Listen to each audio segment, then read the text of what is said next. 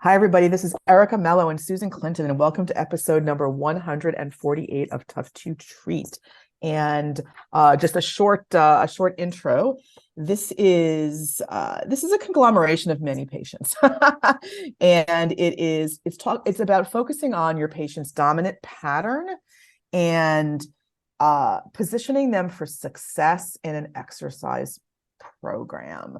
So I will talk about these are a few patients of mine. So rather than get into a full assessment, I want to talk about what their dominant pattern was, or their path of least resistance, and then talk about what to do once you've identified that dominant pattern and how to set them up position wise as you move them along in their exercise program. It's all focused on, going in and out of an anterior and posterior tilt in people who have dominant, back extensor bracing, scapular bracing, and also people who have overactive hip flexors, which are a lot of people.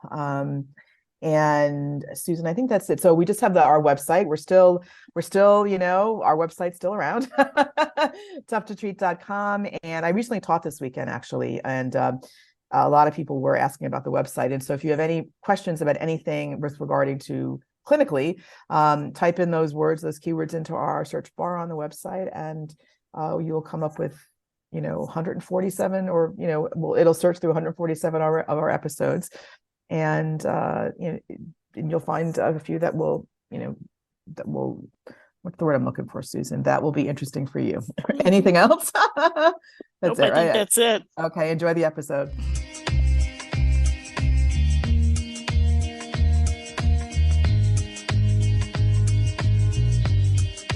Hi, everybody. This is Erica Mello and my lovely co-host, Susan Clinton, and welcome to episode number 148. How are you, Susan? Good. Closing in on 150.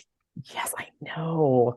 I know. At the rate we're going, let's see, 50, we're doing them every week now. We got to do something special for 200, right? What is that? What's a diamond or just The jubilees? We have Jubilee or the something, jubilee. yes.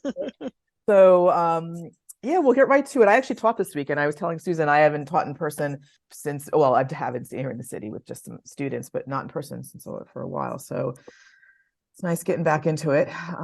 So we'll just get right to the episode. So this is about, as I mentioned in the intro, I'm not going to mention specific patients. I will mention a few samples of patients. So this is about positioning your patient for success when it comes to exercise progression and using some clinical reasoning on how you can put your patient in a better position. Because let's face it, people aren't going to sit there and do 10 exercises a day. I mean, there's no way they're going to. So you really want to get the most bang for your buck by maybe like one or two, right, Susan? I don't think you need to give people a ton. So I'll just set the stage, and Susan and I will go back and forth on what we think is a good way to progress these patients. So the first sort of group are patients who have like an overactive, they're scapular bracers, right? They're bracing their lumbar spine. I'm using my hands here on the Zoom. They're scapula, they're retracting their scapula. One patient I have in mind, we have not done an episode on her yet. She's an equestrian. She posts and comes up out of the saddle via her back. So she's bracing with her iliocostalis, longissimus, all of those muscles there. And as she's holding onto the reins, she's just retracting her scapula and giving herself back pain. So that's a dominant pattern. She fell off the horse twice. Not surprising, right? You're never going to get on the horse again, the same again, right? After you've fallen, right? So those are the people that who have this dominant this dominant pattern. And a lot of people also, I have a patient I'm seeing actually tomorrow. He sits ramrod straight all day. And I'm like, why do you do that? He's like, oh, someone told me to sit like that. It's just like, Right. oh, my God. Sit up straight. I know. And he's, exactly. So, you don't have to be an equestrian to have that pattern, right? You just sit up straight. And I have another patient as well, very similar. So there's a lot of people you identify, they have these rib flares, they're you can see their diaphragm, their obliques, they're gripping more, one side than the other. They're breath holders. You did a great episode on breath a few episodes ago, and people, they're breath holders, and you could see the divots in their external obliques, or you just look at their back and you can see their scaps retracted, overactive lats. So these are the people that you need to, number one, you need to identify the patient's impairment. And I'll tell you how I define it. I mean, for me, is it an overactive system? A lot of times it is, or is it an underactive system, or both, right? Is it a true strength hole, or is it a muscle that's just inhibited because you have some overactivity? So that's what I think is more likely. But you still have to train the patient out of that pattern. So I'll just use one example. So Susan, I'll just tell you a little bit about, and then I'll get your feedback. So sounds good. This is the equestrian, and once again, a big back gripper, scap gripper, doing well, but she cannot get herself in and out of like an anterior and a posterior tilt. So if you imagine, I have her on a Pilates barrel, and she's going, and I have her just doing a little bit of a posterior, like thoracic posterior thoracic translation, and then we know she can go into that anterior thoracic translation, anterior tilt. That is her impairment. It's her dominant pattern. So she's an overactive posterior chain. I wouldn't say posterior chain, overactive trunk. Okay. Superficial multifidus, iliocostalis, all those long back muscles.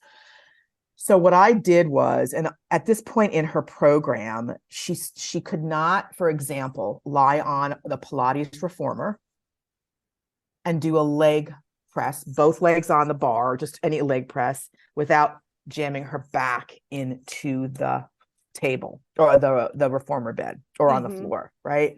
So that if you sort of get her in standing, it's the same thing. She can't post and come up out of the saddle going into knee extension, hip extension, and without going through her back. And so what I did was, I'll just say one thing, Susan, and I'll get your feedback. I had her go into all fours just to start. I had her on all hands and knees. I had her really try and go into like a posterior, like I don't even know what you want to call that. I had her do a lot of posterior translation, rounding her back. I was cueing her, and I said, just try to straighten your leg out. Do not take the foot off the ground. Just go into a little, I had my hands under her rib cage, and I was helping her go into a posterior tilt. And I said, just straighten your leg out. She could do her, so it was her right side that really gave her a lot of problems. So she straightened her leg out on the left, did not lift. It was dorsiflexion, knee extension, hip extension. She was okay. She was able to maintain the posterior, the tilt or the thoracic posterior translation.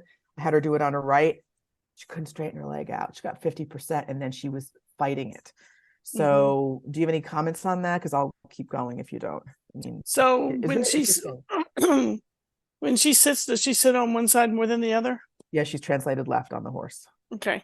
So she's used to being over and having kind of an asymmetrical kind of presentation. Yes. I wonder what she would look like sitting on the ball. So that's okay. So that's my next thing. So okay, you good. mean like a Swiss ball? Yeah. Yes. Okay. So that is definitely on the plan. So hold on. So then because at the beginning she couldn't sleep on her back, and I was like, well, that's not surprising. Now she's fine with all that. So this is like the last 10% or 15%. So what I had her. So that was just something I wanted to test. Okay. And I eventually ended up giving her that as a program, but I had to cue her quite a bit. So I'll talk about that in a second. I had her go on her back on the reformer. I put one of the Pilates little balls under her bum, and I had her do some cueing to float her shoulder blades, just to give her some length in her thorax. And she was able to do the reformer significantly better. So she wasn't jamming her back in there. So it talks about positioning. You need to give your patient a little bit of help at the beginning. So you want to put them in passively, put them in a posterior tilt, at least with the reformer, with the ball, with the little thing under her bum. So what I had her do on the Swiss ball, that was hard for her. That was very hard. So I'm in the process of doing that now with her. She can't sit on the ball. Like she can't get up off the ball without using her back. Basically, she's pretty much centered now. So what I did, I'll ask your opinion on that in a second. What I did on the Pilates barrel, I put, those small orange Franklin balls. So I've had them, she put one under one butt cheek, another under the other butt cheek. And so that enabled her to go into a posterior tilt a bit. and she actually has a saddle at home. So she did that on her saddle, and I had her practice literally going into anterior, posterior tilt. She was able to do that, but with props.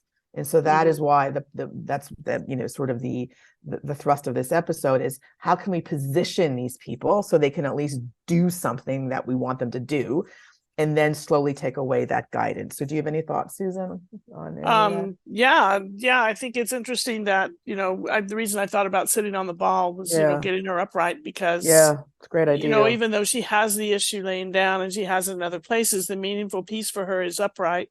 It's some of the same things that I think we see, just a little bit opposite. I've had the opportunity to treat a bunch of different people who all happen to be who all have motorcycles. And theirs is very different. It's a kind of an interesting type of presentation. Rather than jamming their back backwards, they actually have that anterior pelvic tilt and kind of stuff that goes on because their knees kind of come in a little bit to guide the bike, because they lean, but they protract over. So right, that, of course, because they're, it's the bike. They're the environment that they set themselves up in is how they're going to adapt posturally. And so they, I've had people with neck pain, I've had people with shoulder pain, with back pain, whatever, for whatever reasons. But once we figured out what was going on, like, tell me about everything that you do. Very different from a bike rider who could have some of the same issues, but how do they lean forward over the bike? And how are they handling the thing in front of them?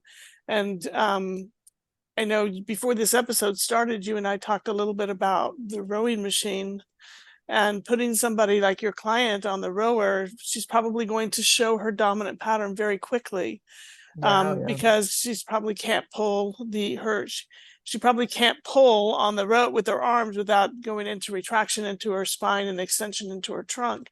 The same with these other people who are like motorbike riders, motorcycle riders.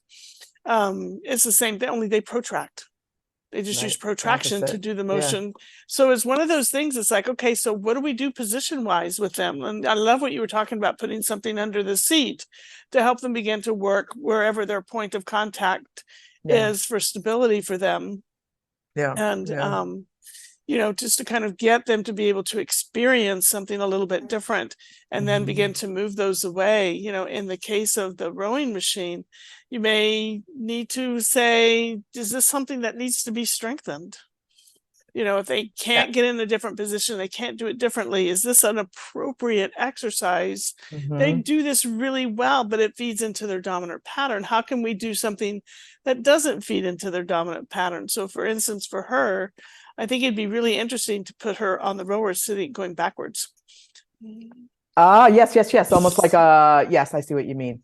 Yes. Yeah, so that she has to engage other muscles. Totally. Yes. To do it. And you don't even have to be on the rower. She could sit on the ball, with TheraBand and push forward, exactly. and go into, because you have to go into protraction in order to make it work. And then control it eccentrically. On the way back. Exactly. So, positioning can be really, what position are they in all the time? What's feeding into it? And how can we get it to be different? So the Pilates, the reformer, is great for people on a saddle, especially if you have a barrel handy, because they're sitting on the thing just like they would, probably on their saddle. How can you recreate something that they need to use? Same thing in the car. What is she doing in the car? People talk about props in the car, and my thing is that, what if we positioned her? What if we just moved the seat back just a little bit so that she had to go into a little posterior tilt and to really reach extension, right, and a little bit more on the handlebars? Can she drive? If she does that, is it too much? Like, how do you play with that a little bit? Let's just go back a little bit and see how this does. You experience the same kind of issue in the car that you do on the horse. Exactly. And no, I was just going to say, this is, we'll at some point do an episode on her, but this is where we are. And, and that's why I thought this would be such an interesting thing, because an interesting topic, because it corresponds to a lot of people. A lot of people have this sort of bracing pattern in their lumbar spine and their scapula that, you need. And I'm not sure we did an episode on him. I have a rower. It's the same thing, right? It's their dominant pattern. So for the listeners, you need to identify that from the beginning, because your exercise program will be more effective and more efficient. So with somebody like her, I gave her supine heel slides at home to put up maybe a little ball, not a big one, because she doesn't have a bar to put her, her foot on, but maybe a washcloth or something to get her into that posterior tilt and try and straighten the knee out. And she's also manually putting her thumbs on her thorax and giving herself some decompression. And she's doing that. So that's how I translated that exercise in the clinic to a home program. The all fours she is doing on her own, because she can pretty much tell whether she's doing it correctly or not. But I also gave her segmental bridging. I hardly ever give bridging out anymore. But what I did with her is I had her supine in the bridge position with a magic circle. You could use anything on her lower rib cage, so she could get that feedback from that circle, or even from her hands when she goes into that tilt. So I had her just do very little sort of roll back and go into a segmental bridge. And she literally was going like up to L2. I mean, it wasn't very far before she started to arch and brace. So I spent a lot of time with her on that, because that's something she can do at home. So it's, putting the magic circle, not a magic circle, she doesn't have that at home, but something, even her hands or a small ball. So when as she's starting to bridge, if she starts to see that anterior translation or feel it, she knows she's gone too far. And so that's why I like segmental bridging versus bridging. And I don't even give that out a lot either, but I thought that was something she could do at home without the use of the barrel, or, because she needs to get on her back at some point. I mean, she sleeps on her back and she's fine, but I think that the floor gives her great feedback, because when she's jamming her thorax into the floor, she'll feel it, and and you know what I mean, right? So those are the things I've given her. So I also did prone pikes on the one to chair. So if anybody's not familiar with Pilates, it's almost like you put your feet on the springs, you put your hands on top of the chair, and you're literally lifting your legs up like you're doing like a pike. It's like a pike. And I had her do that on the chair at home. So she just had a regular chair. She leaned over, put her hands on the seat of the chair, and put her weight through her arms, and lifted her heels into plantar flexion to sort of round her back as a home program, a modification of the prone pike on the Pilates chair. And she's okay with that. She can do that. What is interesting with that, because the bridging she's okay with, the prone pike she's okay with, it's when that knee and leg, and they have to go into hip and knee extension, which is the posting off the horse. That's where her main issue is. And so I like the idea of going into a Swiss ball and going from sit to stand, and training her in that position. Yeah. I think it's interesting when you think about, posting, because they're having to push down through their feet. Yeah. To go, is she actually pushing through her feet? Or is she now.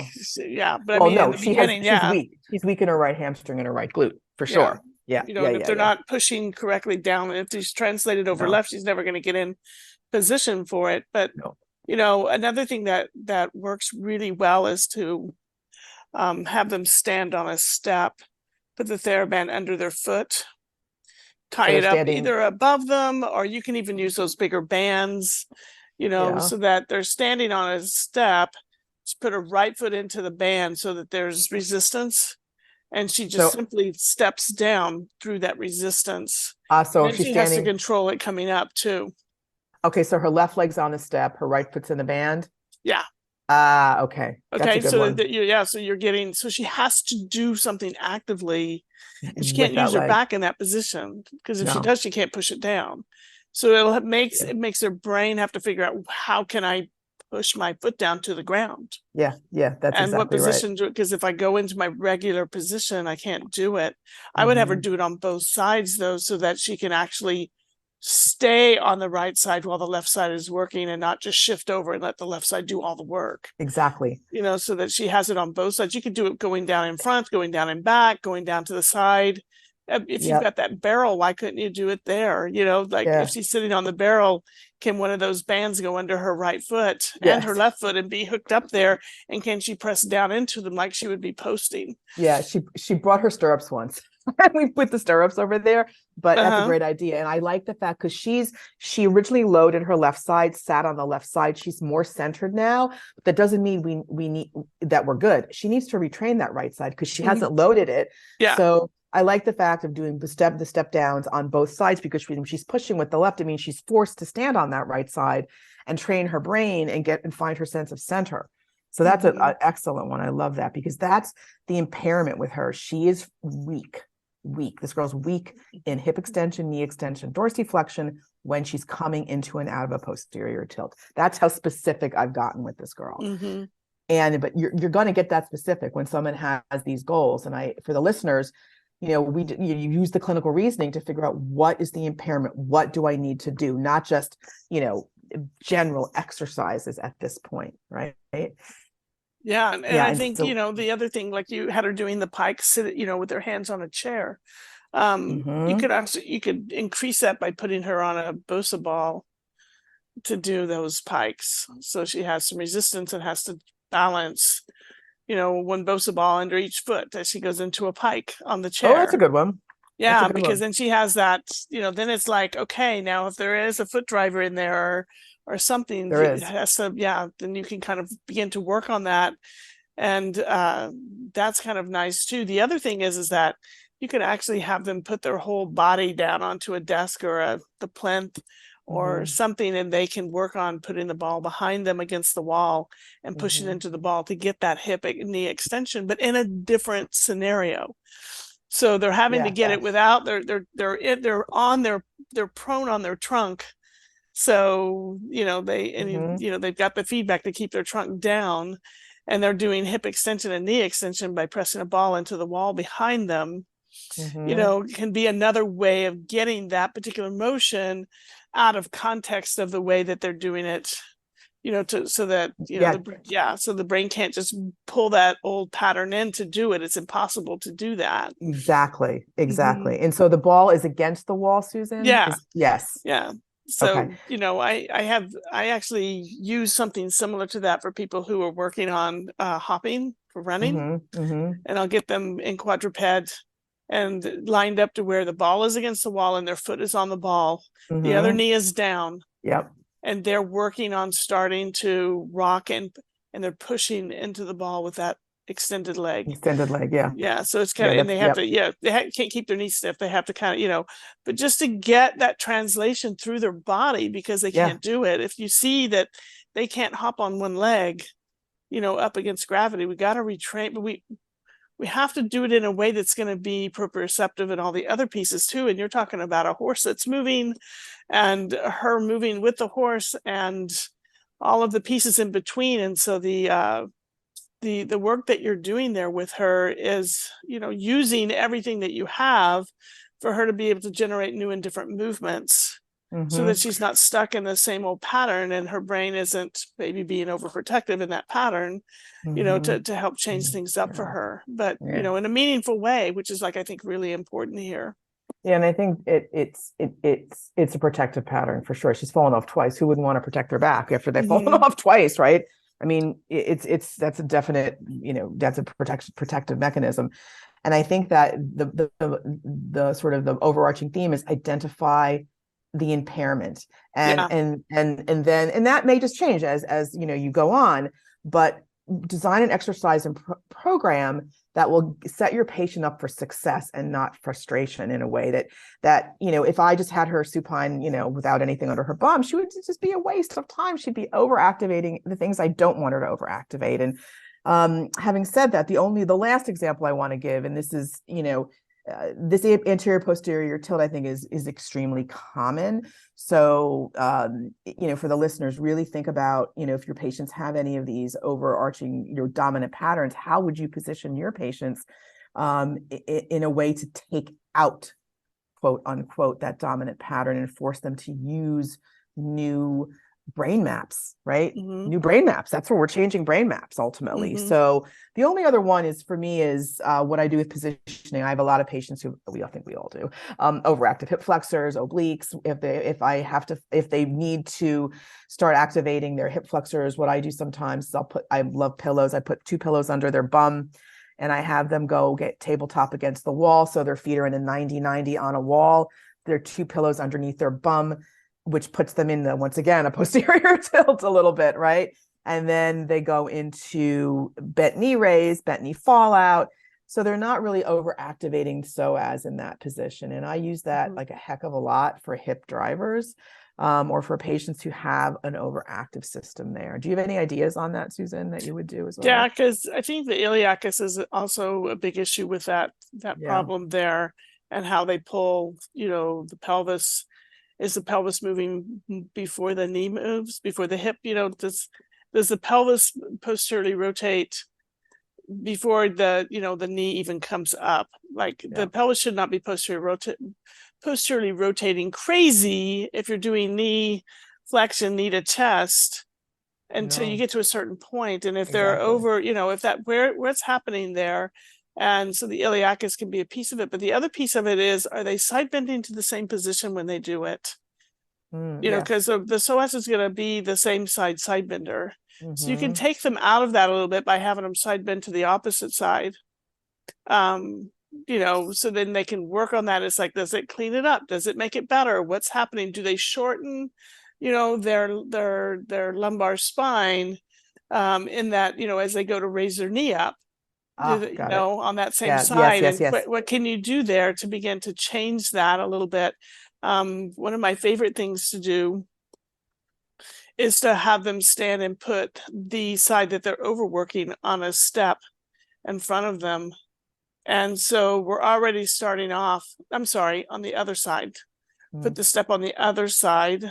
So that, and then all they're doing there is they're just working on, can they get their pelvis up underneath them and bring it back out again to the side? So just kind of, because you're putting them in a longer position there, and they can't shorten. So they can't use psoas or iliacus or iliolumbar. So the involved side is on what, Susan? So if it's the right side that's involved. So in other words, every time they go to lift their knee up, they go into a posterior tilt and they side bend to the right. So we know that we have the, the back muscles and all of those, going. We know the psoas is part of that. But to put them in a position where it's different.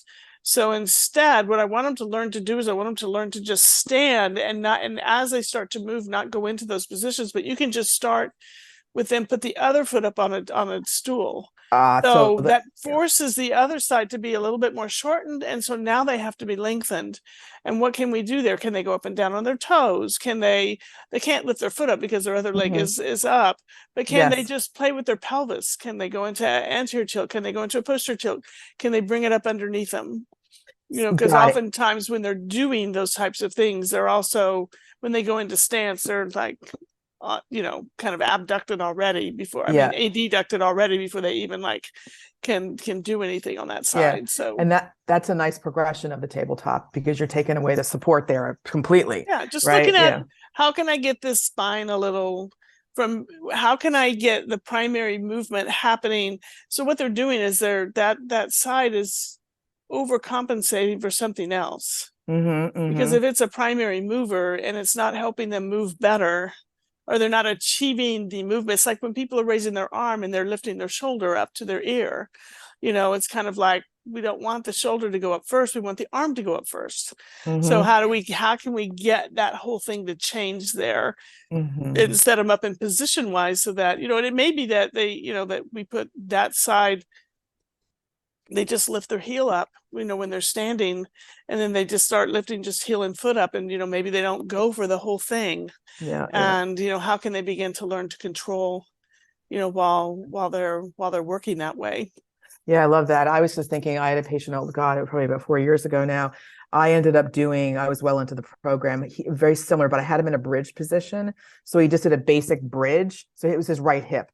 So a basic bridge, I kept his right hip in extension and I had him just go with his left leg. He was probably pretty advanced at that point. So very similar. So the right leg in your example was on the floor. He's in an advanced bridge position, but hips in extension and, moving, just moving the other leg. And so, those are the examples of clinical reasoning like that you want to have when you are trying to take out a dominant pattern that is much more dominant than the muscles are weak.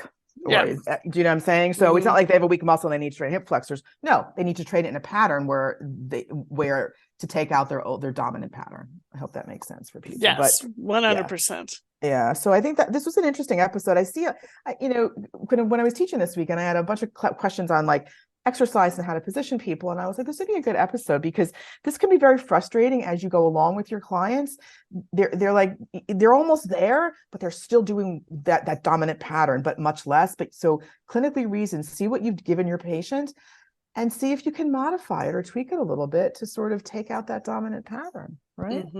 So hope you enjoyed it. And we'll see you next week. Yeah. Bye, thanks, everybody.